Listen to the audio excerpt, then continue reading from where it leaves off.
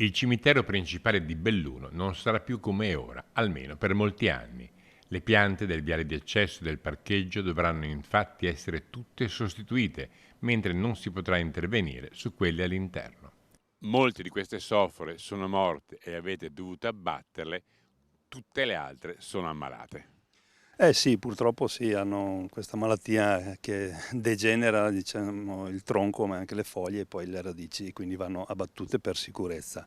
È un intervento richiesto dalla popolazione, abbiamo messo assieme all'assessore Buttignon e all'assessore De Cunovice questo intervento importante, inserito all'interno del progetto SISUS, e adesso iniziamo a finire il progetto, ma poi andare ovviamente a fare l'intervento complessivo. Si tratta di un intervento pari a quasi 320.000 euro finanziati grazie al SISUS, progetto di strategia integrata di sviluppo urbano sostenibile finanziato dalla Regione Veneto che stanzia in provincia 12 milioni, di cui un quarto destinati a Belluno.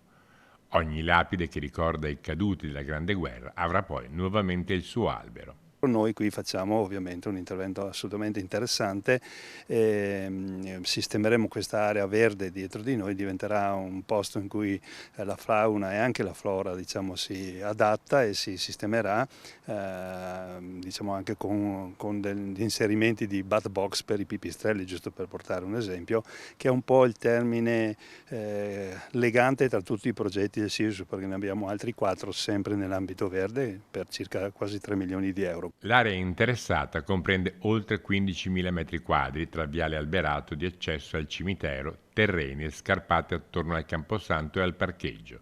Si prevede consentirà di assorbire 12 tonnellate e mezza di anidride carbonica nell'arco di 10 anni, nonché nello stesso periodo l'assorbimento di carbonio pari a 3 tonnellate e mezza.